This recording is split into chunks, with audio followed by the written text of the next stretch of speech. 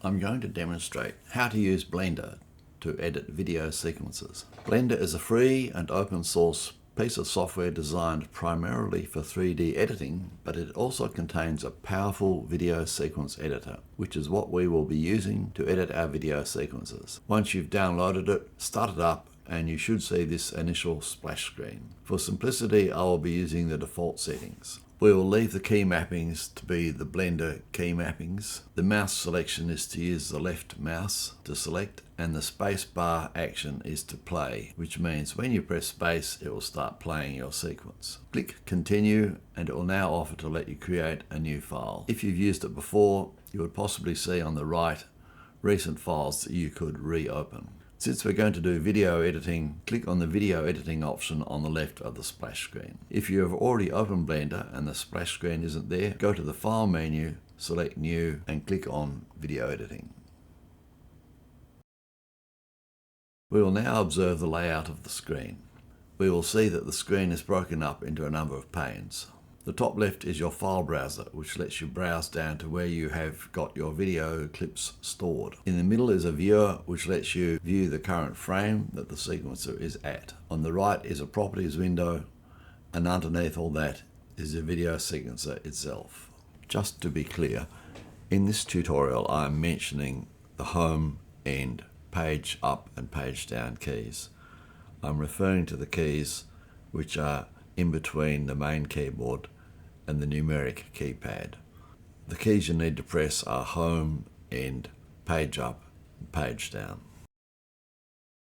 The keyboard shortcuts I'm about to show you are only going to work if your mouse pointer here is actually over the sequencer window. If it's over this pane, then the keystrokes are sent to this pane. So for example, if I zoom out or zoom in, it's going to affect that pane, whereas if I zoom out or zoom in with the mouse over here, it affects this pane. So make sure you have the mouse pointer over the sequencer pane.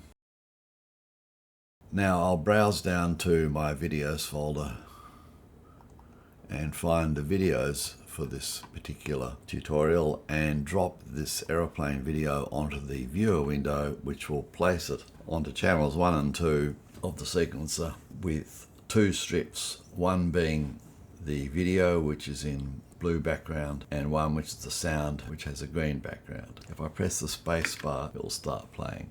Now if we zoom out here a little bit, we'll see that the clip is actually longer than 10 seconds. I'm using the scroll wheel on the mouse to do that, and I can click on the middle mouse button and drag to pan across to see the right hand side of the clip. And I'll keep using the scroll wheel to keep zooming out, or I can use the minus key on the numeric keypad.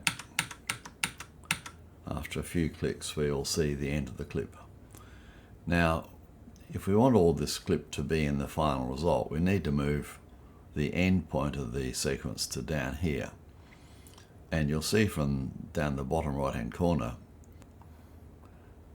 the end of the clip is around 1953 frames, but the end of the sequence is only 250 frames.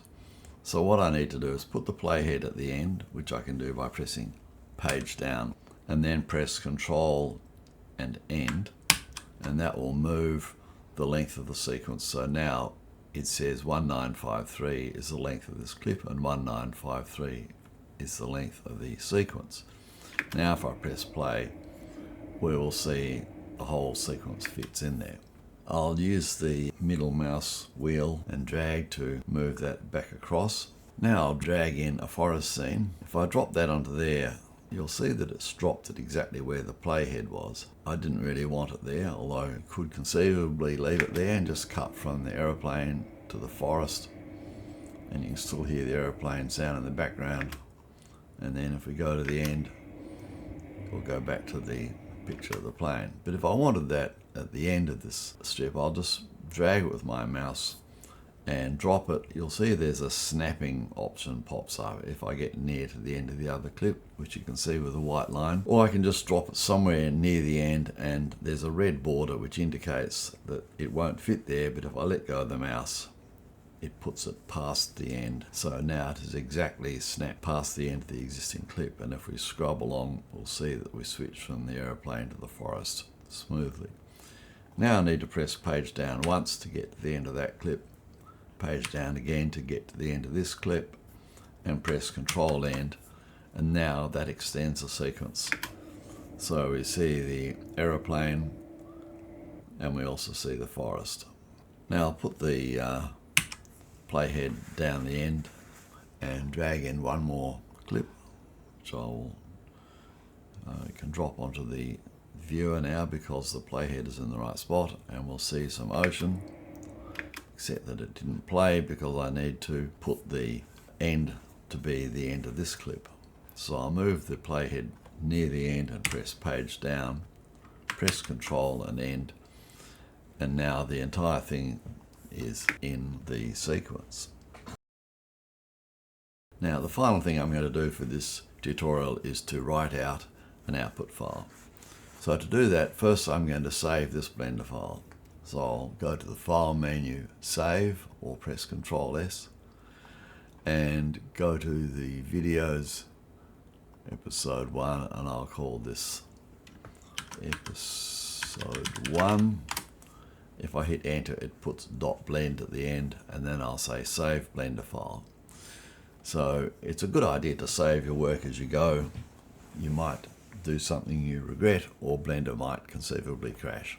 So make a file name and save it early on in your work, and then just press Control S every few minutes to save on top of it. Now we need to go to the Properties window, which is in this right hand pane here. I'll drag this across a bit to make it a bit bigger, and click on this printer icon here. It looks like a printer and it says Output. So the resolution is on the right here, 1920 by 1080. Frame rate 29.97 frames per second, which is what the first clip was. And I'm going to change the output file name to // and 2 slashes means the same directory as your Blender file. And then I'm going to call it tutorial1 output.mp4.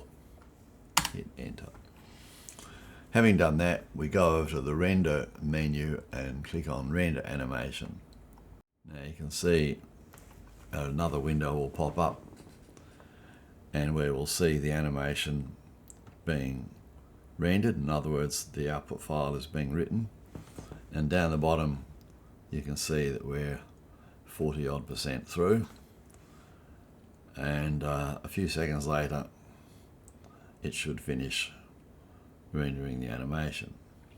So switch to the forest scene, and then we're going to switch to the ocean, and I will demonstrate in future tutorials how to do a different sort of transition between one scene and the other.